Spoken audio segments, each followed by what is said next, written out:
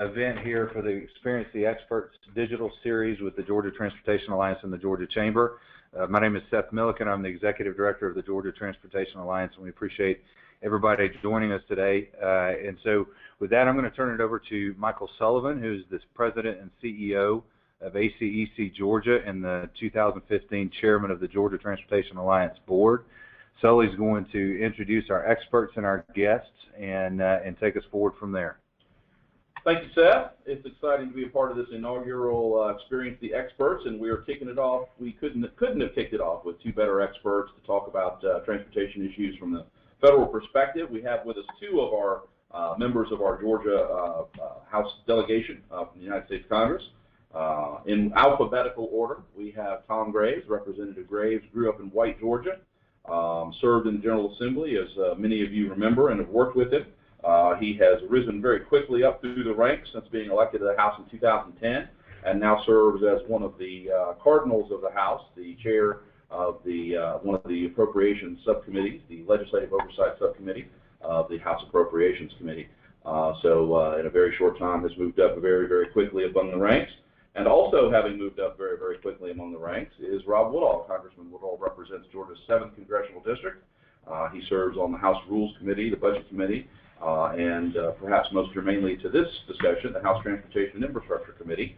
Both Rob and Tom were elected to Congress in 2010, and again, we are very fortunate here in Georgia to have two congressmen who have achieved a level of influence and dare I say, power within the Congress that will help us here in Georgia get things done on issues like transportation, but not only transportation. So with that, I will say that we're going to aim to have the presentations go till about 12:40.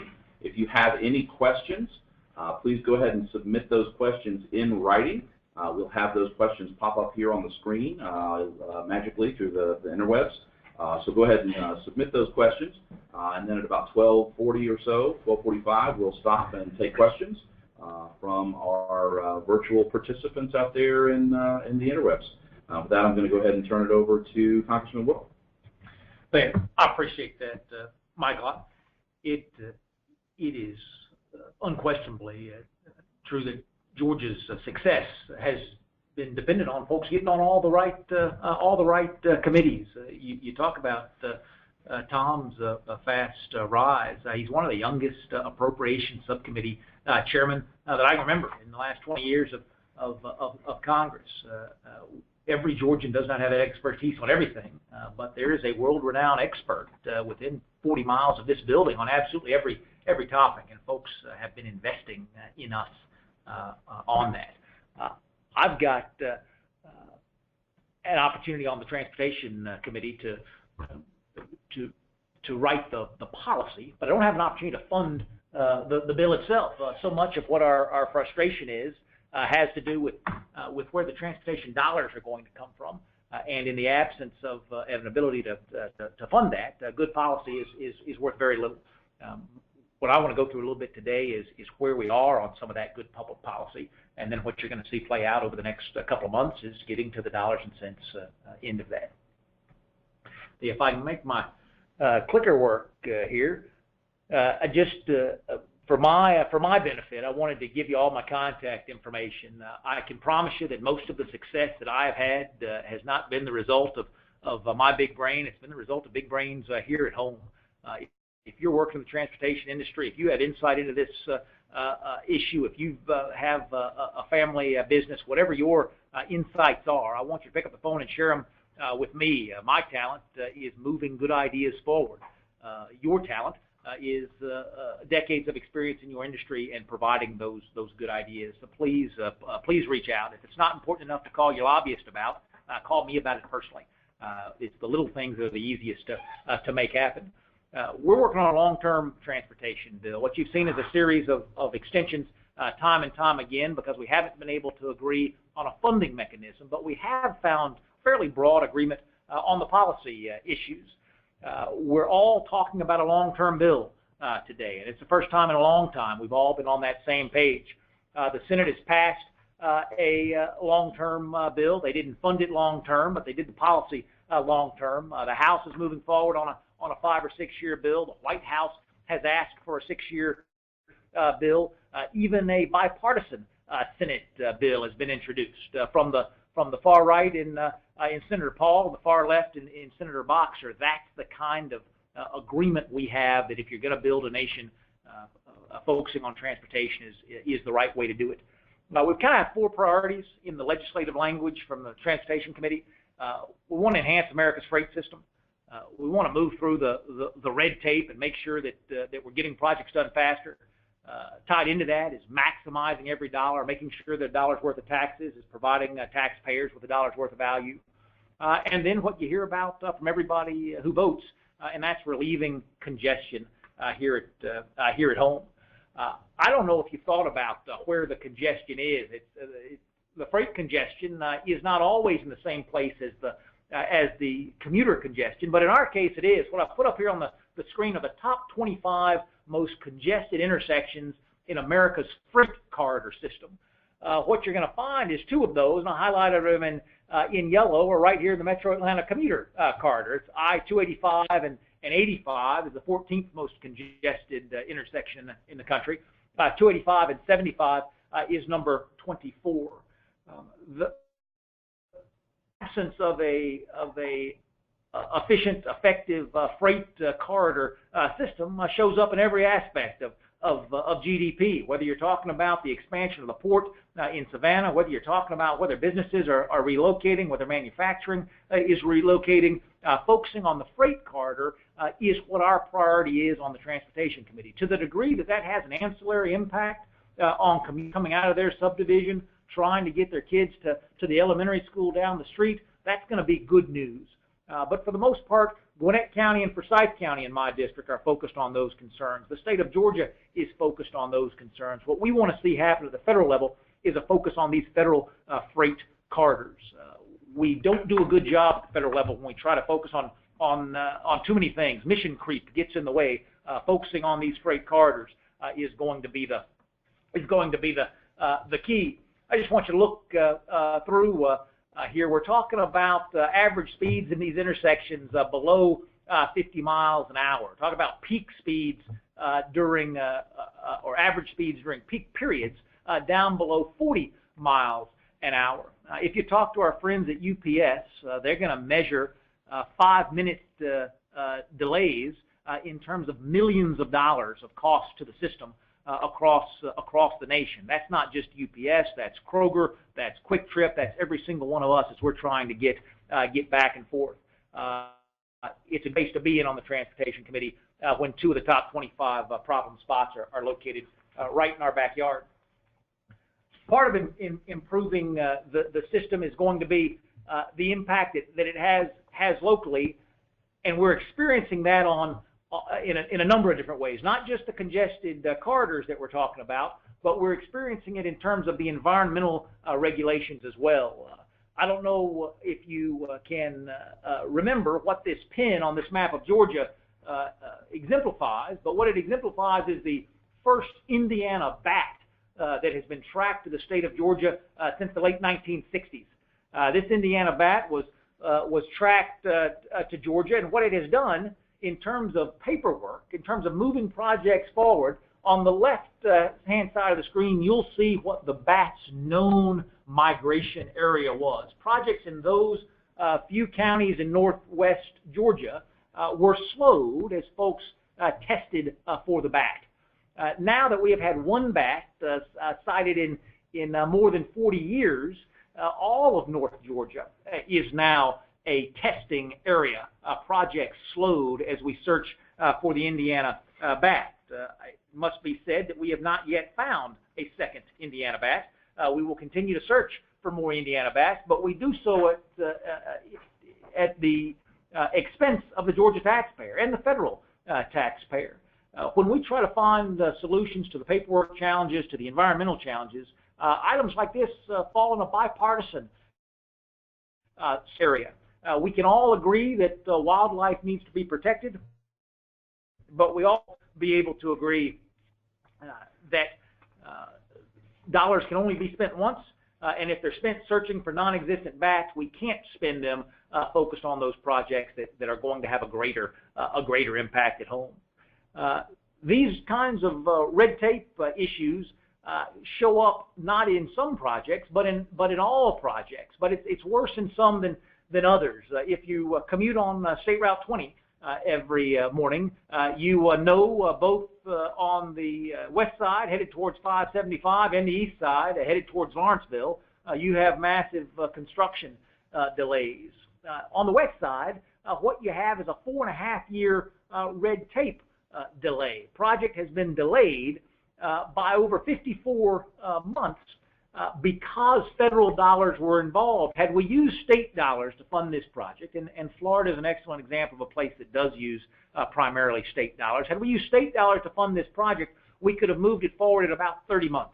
Because we're using federal dollars and the red tape that's involved in accessing those federal dollars, we're talking about an 84-month process.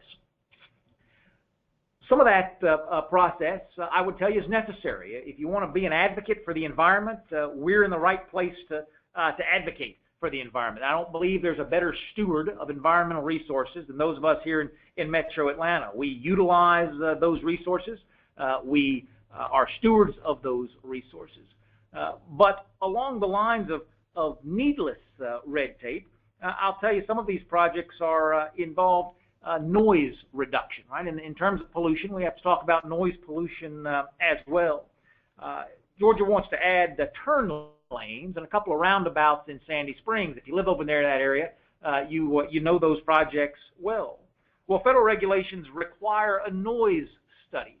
And what that noise study is going to confirm is that if you're going to build in a highly urbanized area, you're not going to be able to put up noise reduction walls around those projects. If you're going through downtown Sandy Springs, you can't deploy noise reduction walls. But we're going to slow those projects. We're going to spend additional resources to confirm that urban areas are in fact noisy areas, and that vehicles moving through those areas are going to amplify that noise. We're not going to be able to solve it. We're not going to be able to mitigate it, but we're going to research it and determine it. We're talking about 800 plus projects right now going on in Georgia being slowed and costs being raised by nonsensical federal reports that are required like this one. We're going to be able in this bill to find bipartisan agreement to minimize these restrictions. What you see here is not a historic home. What you see here is not a building that's on the National Register of Historic Places. You see a project along State Route 133.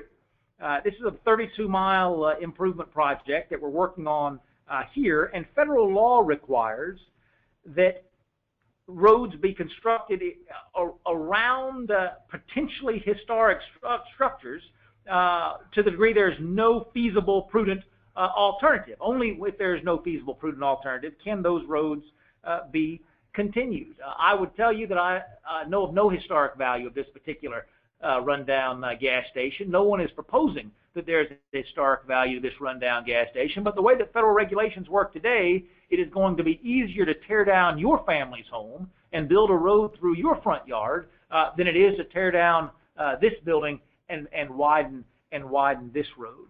Again, in a bipartisan way, we have agreement to move past some of those nonsensical regulations and try to move these projects to fruition faster. No matter what we do with red tape, we're still going to need to grow the funding pie. Again, I don't think it's fair to ask folks to contribute more if you can't guarantee them they're getting a dollar's worth of value for a dollar's worth of taxes. But one of the primary goals we're going to be able to achieve is not growing the pie through increased taxes alone, but growing the pie through public-private partnerships. This is going on all across the country, and no place better to exemplify that than here in Georgia. We're talking about, for the first time, inland ports. These are facilities where we're going to move product from the port in Savannah across rail to inland ports, where we can divert the traffic that would have traveled to Savannah over our roads, but move it into parts of the state where we're more able to move commerce, more able to move product. It's something that that has real potential to take trucks off the road in the most highly congested areas in the country. It's not happening alone. It's happening in a public-private partnership. There's federal money in the game, there's state money in the game, and there's private money in the game. If you look at this Appalachian Regional Port in particular, we're talking about 50,000 fewer trucks on the road making that long haul out of Savannah. And for what is going to be about a $10 million project, $10 million from the state of Georgia, we're getting another $7.5 million from the Georgia Port Authority, another $5.5 million in private money from CSX, and $1 million from the county where this port is located. When you have skin in the game, you make better decisions. Not only do federal tax dollars come with strings that delay costs and erode value, but they come with a degree of dependency. This kind of public-private partnership, I would tell you, is where the future of federal funding is going, and we're seeing some real successes. We're going to make sure that that path is streamlined going forward, so we can see even more of that going on in the future. If it sounds like a lot of talk to you, it is a lot of talk. We talk about long-term funding bills. In fact, in the 4.5 years I've been in Congress, we've been talking about long-term transportation funding bills. But I want to tell you what a difference even just 1 year can make. What you see here on the screen are what folks said last year and what folks are saying this year about the ability to get this long-term deal done. I began this presentation showing you that every single branch of government now has a proposal out there, a vision for moving to a long-term bill. John Thune over on the Senate side, last year he said it's impossible to see, hard to see how we get this done this year. Turn forward to 2015, he's saying he's looking forward to working with the U.S. House, waiting on us to complete our work so they can move forward. John Boehner last year, he says we've been looking for 18 months. I want to tell you we found a pathway forward, but we haven't. This year, he's telling you he's confident we can get to it this fall, that we have a smooth pathway to success. That's on the Republican side. On the Democratic side, Barbara Boxer leading there in the United States Senate. Last year, she says there is still no transportation bill and no plan, and we have no funds, thus delayed projects. This year, as she looks at Mitch McConnell and what he's doing, as she looks at John Boehner and what he's doing, she says we have proven that we can get this done together. If you're in the transportation industry, you've been working hard at this for a long time. I want to thank you again for all the partnership that folks have engaged in with me. It's my first term on the Transportation Committee, not my first term in Congress, but my first term on the committee. But I have been surrounded by so much excellence from here at home, so many folks willing to educate me, so many folks willing to make sure I have the best information, that I feel like a senior member there, and I think we're getting that bang for our buck out of the committee. I appreciate that. This year is going to make the difference, and 5 months from now, we're going to know for sure. Michael, that's what I know. Thank you so much, Congressman, and thank you for everything you're doing on this very important set of issues, and thank you for being where you are to fight for these issues for us here in Georgia. With that, without any further ado, we'll turn it over to Congressman Graves. Well, thanks, Sully. And I don't have a PowerPoint presentation like Mr. Woodall does, and I know this is we're going to take it from this moment and move forward maybe into a conversation about where we're going as a state and where we're going as a nation. And I know that you've encouraged individuals to submit questions by just typing them in, and we'd certainly welcome responding to them. I want to just thank the Alliance, Transportation Alliance, for the work you've done over the many years, and you've done it on the local, the state, and certainly now on the federal level, and joining with the Chamber of Commerce here in the state of Georgia to highlight how important this issue is. It's so important that your very first webinar is focused on it, and that just amplifies what we've seen over the last several months of your hard work. In fact, and I'll share, Seth, what last year occurred. And we found out last year, it was just through a conversation I had with some members of the transportation community here, that there really wasn't a good dialogue between our congressional delegation and what was going on in Georgia as it relates to transportation. And as the chairman of the delegation at the time, I thought, well, we've got to fix that. something I hadn't recognized. I'm not on the Transportation Committee. I was on Appropriations Committee. That's sort of where my lane is, and I was focused on it. And it wasn't until that was brought up to me, and Seth, I think you were the one who really highlighted that, that we engaged last year to interact more as a Georgia delegation, identify why was that the case, and how can we fix it. Well, we found out easily that the reason why there wasn't as much dialogue occurring that should have was because nobody was on the Transportation Committee from the state of Georgia. What an amazing state with so many opportunities and needs as it relates to transportation, and yet we had no voice on the committee that was making all these decisions. In fact, I was the last member of the Georgia delegation on the Transportation Committee, and that was in 2010 for just 6 months prior to being then appointed to the Appropriations Committee, and I had to relinquish my membership on the Transportation Committee to do that. So last year, our delegation, we worked very well together and worked hard to figure out how can we get, and our goal was to get 2 members of Georgia on the Transportation Committee, and we joined with y'all in that effort to just inform leaders in Washington why that's important. And while we didn't get 2, I think we've got the equivalent of 2 on the committee now, and that's Rob Woodall being there. He's done an amazing job, and I'm thankful that you've been appointed there. You've hit the ground running, and as seen by your examples and demonstration here on your presentation, you're right in the middle of it. And there's no more important time than right now that Georgia has to have its voice interjected into this conversation, this national debate, because here in the next several weeks, my hope is that we do find our way towards a long-term solution, and that we do that with Georgia's voice at the table, and that being Rob there at this time. I'll highlight some things we have talked about in the past to address some of the issues that Rob has raised.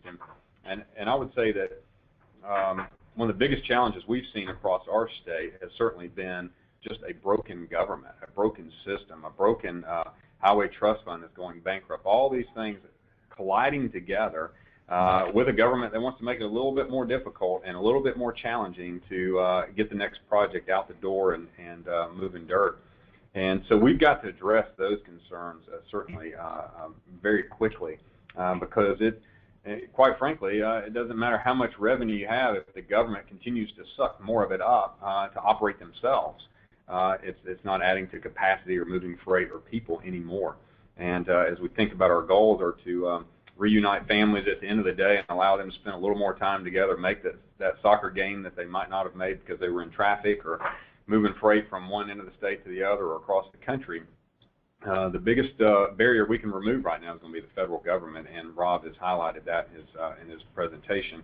But to start that conversation a few years ago, we started as a Georgia delegation by just saying, hey, just let us keep our money. You know, the federal excise tax, we collect it, we send it to the federal government. You keep some sort of exchange rate on it, and then you tell us how to spend it, and you put all these regulations on it. The money never goes as far as it should. So why not just give us a shot and let us keep what we collect and let us spend it how we feel is fit and the best use of our local communities. And Rob's been a big help with that, and we've seen that concept intertwined in this debate as we move forward. How it all ends up, nobody knows what the final product of a long-term solution will be. But whatever it might be, I would hope that it would empower the states to make more of the decisions and to keep more of the revenue and to spend it how they choose to spend it, and depower the federal government and its role in the middle of all of that. So we have some neat opportunities ahead. I would say the palette is there. The canvas is empty, and we're starting to maybe put a little paint on it here and there. We've got a few weeks left to put a nice picture together. But it's going to be an interesting September and an October. There's a lot of big things that have to get done, and I know with Rob's work ethic, with his commitment, and with our entire delegation, our main focus is to get the job done and find out where can we have that common ground and how can we just get things done. And so I'll sort of stop there. If there were some questions, we'll be happy to take them, but this is a great opportunity to have this conversation. Well, we appreciate both of y'all being here. While Sully is working through some of the questions that are rolling in, I'll address this question to both of you guys. And and we fairly consistently from other members of the delegation that we've talked to over the course of the recess, and you mentioned this towards the end of your comments, Congressman Graves, there are a lot of other issues that unfortunately we can't do this in a silo.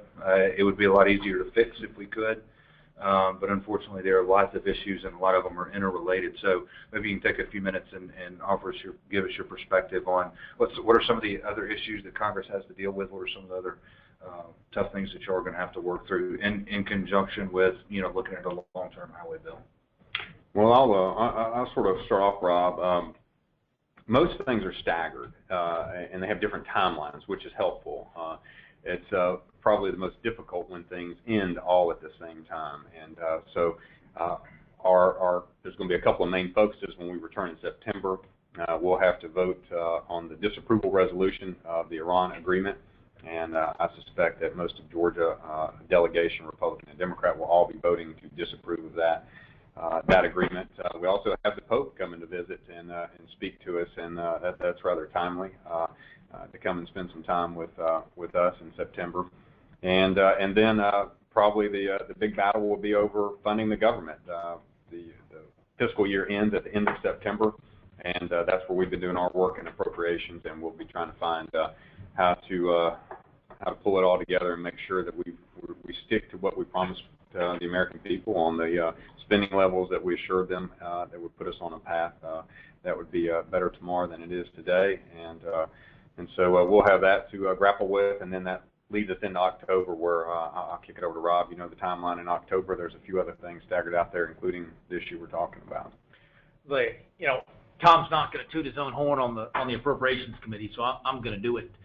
Funding the government has been that thing that has slowed all the other progress in town. Just keeping the train running on time has over the past 4 years consumed most of the cycle. On the Appropriations Committee, again, as Tom's one of the youngest serving subcommittee chairman, they have processed every single appropriations bill that they can do. We've passed more bills at an earlier time in the U.S. House than at any time since 1974. I tell you that because there is, particularly around transportation, this discussion of dysfunction. The House Appropriations Committee of the House itself has been more successful moving bills forward than at any time in the past 40 years, and yet we're still finding ourselves boxed into funding at the end of the year because the Senate has not gotten all the rust out of its gears yet, but it's getting better. Tom's absolutely right when he says it's easier when things have different deadlines. I'm going to be a little pessimistic and say that everyone knows that it's easier when they have different deadlines. So if they want to really stick it to us, they try to bring those deadlines together in a tighter fashion. After those dates that Tom's talked about, we're not only looking at an extension of the transportation bill. We want to do the long-term transportation bill, but we have an FAA bill that has to get done. If we can't do a long-term FAA bill, then it's going to be an FAA bill extension. We have the trade agreement, the Trans-Pacific Partnership ought to be coming to us right about that tail end of the year. We have a debt ceiling that we're going to reach right about that tail end of the year. There's an Ex-Im Bank issue that is still dangling out there. It's expired, but folks are trying to revive it. And if I had to prognosticate, I'd tell you that cynically, putting as many of those things together in a Christmas Eve package is going to be the way those things get done. That's not the way good policy gets done, but it is the way things sometimes get accomplished. I will be doing everything I can to keep this transportation bill out of that end of the year mishmash of priorities. We have, again, real opportunity to move things through in a bipartisan way, a collaborative way. Good transportation policy is good for the country. My hope is it will only be those divisive issues that get jumbled together at year end. It's a great disappointment that we find ourselves with so many expirations coming 1 month right after the other. But again, I want to give folks hope and optimism. We have done better in the House than we have in decades. That's this year. We're going to do even better coming back in September, October, November, and December. Well, thank you, Congressman. And just again to remind everyone who's participating, if you've got any questions for either or both congressmen, please go ahead and submit those in writing as part of the meeting to go package that you're logged in on. But we'll go ahead and take some questions. We've got some questions. We've already discussed the tension between the Senate and the House, different perspectives on how to fund transportation long term. Senate passing a 6-year bill. It was really only a 3-year bill because there wasn't funding for 6 years. The House preferring to try to look at some sort of tax reform as a pay-for a long-term funding bill. First question is, what are the odds of passage and signing by the current president of a long-term bill in this session? Yeah, I can't speak for President Obama. He continues to surprise me when I think I've got it all figured out. But I will tell you that we are doing this in a collaborative way in the House. So if you're going to get the president's signature, your best chance is on a collaborative product. I might disagree about whether environmental litigation ought to last for 18 months or 18 years with one of my Democratic colleagues, but we can all agree that there are things that we can change together. I feel very good about the quality of the product we're putting together. Obviously, the funding stream is the last nut to crack there. But I feel good about where we are. I feel good about where we're going to be in 3 months. And yes, if we do our job, which is building consensus on Capitol Hill, the president will follow that strong Capitol Hill leadership. Congressman Graves, one of the elements of the Senate bill was what was viewed by a lot of folks as kind of some backtracking on some of the positive steps that were in MAP 21, the previous 2-year bill, relative to some of the things that you talked about, the environmental regulations, the red tape, the things that make a federally funded project take longer and cost more. Do you think that we're going to be able to pass a long-term bill that holds the line, at least, on where we were in MAP 21 and doesn't give up ground in the wrong direction on some of that environmental regulation and red tape? I do think that we should hold the ground and if not gain more on reforming and producing quicker projects with less government interference, and I think that opportunity exists. One thing we haven't spoken of that sort of impacts some of the policy is you have a presidential election going on as well, and unfortunately that maybe it overshadows what policy is being discussed, and maybe that does help in some respects, but sometimes it causes people to hesitate and go, well, let's just wait to see who's the next president, and then we'll really fix something. We've been hearing that for a while, and I would hope we wouldn't fall for that we would lean into this. You know, and I have to say, for when we were running in 2010, I remember the Republican leadership saying, hey, just give us the House and we can fix all these big things. And then it was, okay, well, we just need the Senate. And now that we have the Senate, we're going to fix all these things. And so we have those. And we should, we got a lot of different ideas, and that's what you've seen out of the Senate. But it's the way you start a conversation.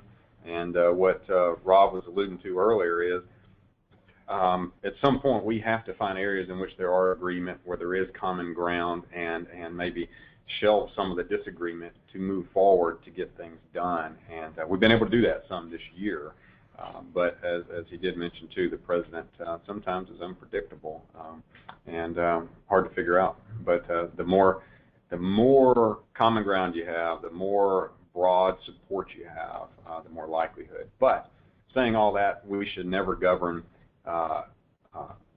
on the hopes of or knowing that he's not going to sign something. Our job is to do what we're supposed to do in the House of Representatives and to focus on that, and whether he agrees or disagrees, that's for another day when it gets to his desk. All right.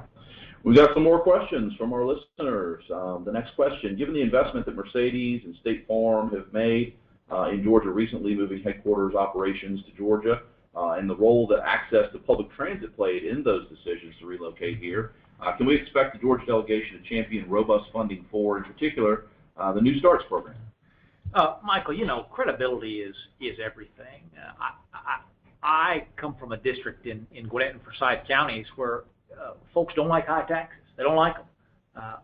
But what they're willing to do is invest in those things that make a difference in their lives. So where they rejected the T-Splosh, they elected by a 2-to-1 margin a $200 million bond initiative to get their own backyard in order. The New Starts program has a lot of support. The largest voting bloc in the country today are millennials. They're paired up with the most frequent voting bloc in the country, which are seniors, and both are looking for livable, workable, walkable communities. But the New Start program is being used for landscaping, it's being used to hang artwork, it's being used for cosmetic improvements, when it should be used to begin anew, as the name suggests, mass transit projects. If we cannot restore the trust that your mass transit dollar is going to go to improve your life, your community's prospects, no, you're not going to get universal support for the New Start program. But I'll tell you that State Farm's other big facility is sitting right in the middle of Forsyth County in my district. And yes, every time I visit with those folks, they remind me that they're putting their new facility in Dunwoody because that's where they can have access to mass transit. That's not lost on any of us. But I would tell you, whatever your funding priority is, you've got to be our partner in making sure those funds are not abused. The damage that is done by one above-the-fold story on waste, fraud, and abuse in a mass transit program takes a half-decade to overcome. We've got to keep that from happening, and folks who support mass transit are in the best spot to do that. That's a great point, and that confidence in the government's ability to deliver projects, and a point that you've made a lot of times, which is taxpayers believing that they're getting a dollar's worth of value from a dollar's worth of tax. That's a great point. We've got about 5 minutes left. We've got a couple more questions. The American Society of Civil Engineers supports a long-term transportation bill and appropriate funding levels in order to deliver more long-term projects and reduce the road maintenance backlog. Thank you, Congressman Woodall, for what you're doing on working toward a long-term bill. What do you believe is the appropriate amount of federal funding, and how do you propose to pay for it? And I guess this question kind of gets to the fact that the reason that we're in this Highway Trust Fund challenge is because the Highway Trust Fund doesn't generate enough money to fund at current levels, and the general fund is having to come in and backfill that. That's right. And anybody who's in the manufacturing industry will tell you that if you have a flawed process, you're going to produce a flawed product. We have a flawed transportation process today for two reasons. Number one, because the dominant funder of transportation has been the Federal Highway Trust Fund, even though the vast number of dollars are not spent on federal freight corridors. They're spent on local improvements. And secondly, we have an issue where every state used to get a fraction of the dollar they sent in. Georgia would at one time was getting 79 cents back on every dollar it sent to Washington in federal gas taxes. Well, what that meant was the Georgia delegation, the entire Georgia community, was involved every time a transportation bill came around in trying to get more than 79 cents. If they got 82 cents, it would be better. 84 cents, it would be better. Well, today, with the Transportation Trust Fund running low, we have about a $10 billion transfer that happens every year from general revenues into the Transportation Trust Fund, which means right now every state in the nation is getting back more than $1 for every dollar they send in funding revenues. So I can't tell what the appropriate level of funding is because I can't get people to the table today the way we used to when folks were coming to fight for 82, 83, 84 cents on the dollar. Our goal, Rebecca, is to put the Transportation Trust Fund on a level funding track with inflation, which is in the $54 billion a year realm. If Paul Ryan can find more money in tax reform, we'll dedicate more money. But what we really need to do is focus on what our mission is. Do I need to fund highway beautification projects, or do I need to fund those priority freight corridor projects? An interesting thing has happened. Tom talked about devolution earlier, giving states more opportunity, more responsibility over their own dollars. You know, when we haven't raised the federal gas tax since 1993, that 18.4 cents that is the federal gas tax has been eroded by inflation. It's down around 11.2 cents now in terms of those 1993 dollars. We have, by default, begun to devolve these responsibilities. And I tell you, when we're talking about what the appropriate funding level is, you give me and Tom more credibility to be able to talk about those things because Georgia stepped up to the plate, as Forsyth County has stepped up to the plate. Priorities, we're putting our skin in the game. And now that we've put our skin in the game, we want to see the feds step up and be our partners.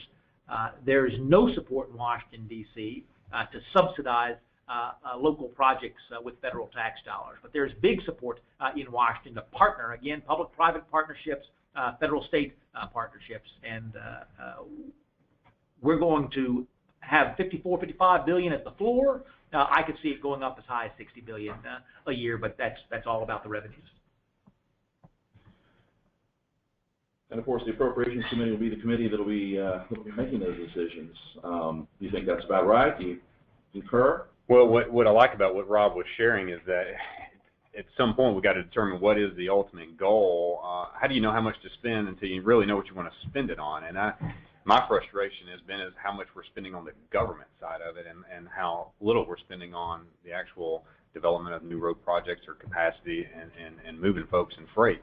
And until we can identify what our true priorities are, what our goals are, is it beautification projects? Is that really what we want to be collecting excise taxes for and working on? I mean, it's very important, I know, but is that something that could be handled differently in each and every community? I think it might be. So it's really hard to nail down that number because you're chasing good money after bad in a way.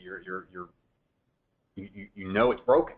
And as Rob said with his manufacturing illustration, if you got a broken process, you're going to end up with a broken product at the end. And that's the frustration where we all are right now.